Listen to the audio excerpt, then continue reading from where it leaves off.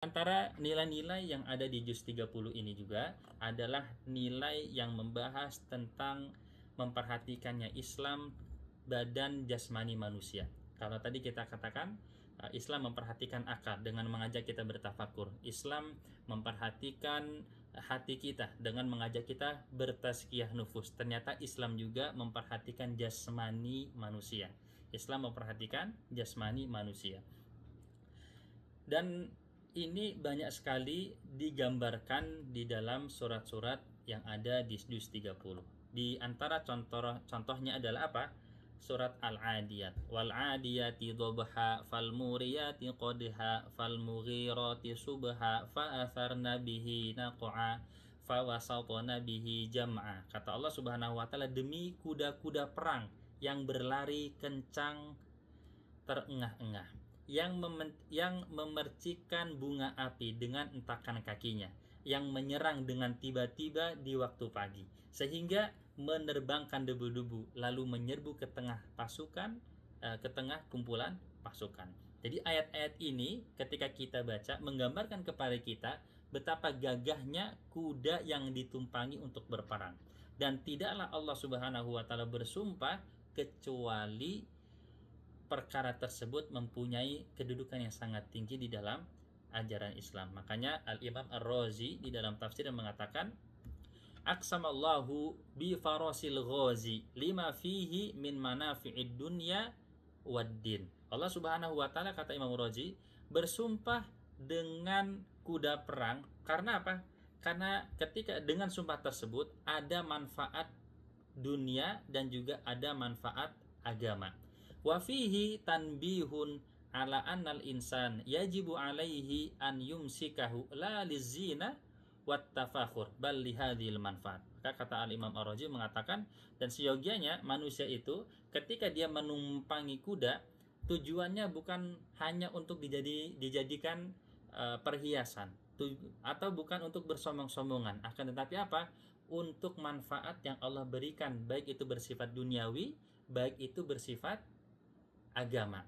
Maka ketika kita mempelajari atau membaca wal adiyati dhabha tentang kuda-kuda perang ini, apa sih manfaat agamanya, apa sih manfaat dunianya, sehingga apa sih hubungannya dengan perhatian Islam kepada anggota badan kita, khususnya jasmani. Maka manfaat dunia dari kuda tersebut adalah apa?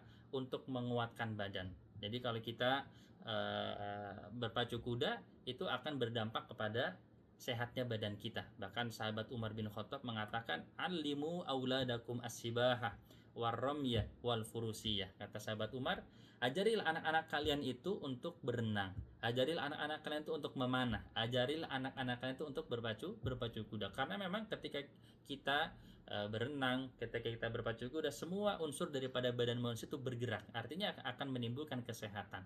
Dan Islam memperhatikan jasmaninya manusia. Jadi benar-benar semua unsur dari badan manusia ini diperhatikan dengan baik oleh Islam, dan itu semuanya ada di kandungan surat-surat yang ada di juz 30. Begitu juga di dalam surat An-Naba, Allah Subhanahu wa taala berfirman, "Wa ja'alna naumakum subata." Wa ja'alna naumakum subata. Kami jadikan tidurmu untuk beristirahat. Kami jadikan tidurmu untuk istirahat. Apa hubungannya tidur dengan kesehatan jasmani?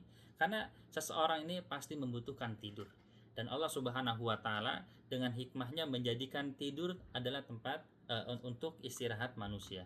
Al-Imam Ibnu Ashur di dalam tafsirnya mengatakan, "Ja'alnahu lakum kita'an di amalil jasad bihaitsu la budda lil badani minhu." Allah jadikan tidur sebagai sarana untuk kebutuhan jasad, karena jasmani kita benar-benar membutuhkan untuk istirahat. Jadi benar-benar Islam itu memperhatikan jasmani kita.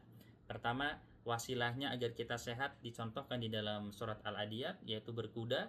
Kemudian Allah juga menyuruh kita untuk istirahat di malam hari, dan ini adalah wasilah agar kita tetap sehat juga. Di dalam surat yang lain Allah Subhanahu wa taala berfirman, dan ini surat Abasa, di dalam surat Abasa, "Falyanzuril insanu ila ta'amih anna sababnal ma'a sabba thumma syaqaqnal arda syaqqa fa ambatna fiha habba wa inaba wa qadba wa zaituna wa nakhla wa hadaiqa ghulba. Jadi kata Allah Subhanahu wa taala, maka hendaklah manusia itu memperhatikan makanannya. Sesungguhnya kami telah mencurahkan air dari langit dengan berlimpah. Kemudian kami belah bumi dengan sebaik-baiknya. Lalu kami tumbuhkan padanya biji-bijian, anggur, sayur-sayuran, zaitun, pohon kurma, kebun-kebun yang rindang, buah-buahan dan rerumputan. Semuanya itu disediakan untuk kesenangan manusia dan juga hewan ternak manusia. Dan ini subhanallah, tadi wasilah yang pertama kita disuruh untuk olahraga. Yang kedua kita memperhatikan tidur kita. Dan yang ketiga Allah memperhatikan kita untuk memperhatikan makanan yang masuk ke dalam diri kita. Karena kesehatan kita ini banyak disupport oleh makanan yang kita masukkan. Dan ini benar-benar menunjukkan Islam adalah agama yang sempurna. Begitu juga ketika kita baca surat At-Tin. Di dalam surat At-Tin, wattini wazaitun waturi sinin wa hadzal baladil amin. Laqad khalaqnal insana fi ahsani taqwim. Dikatakan laqad khalaqnal insana fi ahsani taqwim, manusia itu diciptakan dengan yang paling baik rupanya. Ternyata bagaimana cara kita mendapatkan rupa yang paling baik, yang paling sempurna, paling cantik, paling ganteng? Ternyata di ayat-ayat sebelumnya, wattini wa zaitun, dengan kita mengkonsumsi tin dan juga zaitun. Waturi sinin, turi sinin adalah gunung. Gunung ini simbol daripada madu. Wa hadzal baladil amin, dan hadzal baladil amin ini simbol juga berkaitan tentang zam-zam. Maka kalau kita mau sehat, makanlah buah tin, buah zaitun, madu dan juga zam-zam. Dan pernah kita jelaskan berkaitan ini ketika kita membahas surat At-Tin.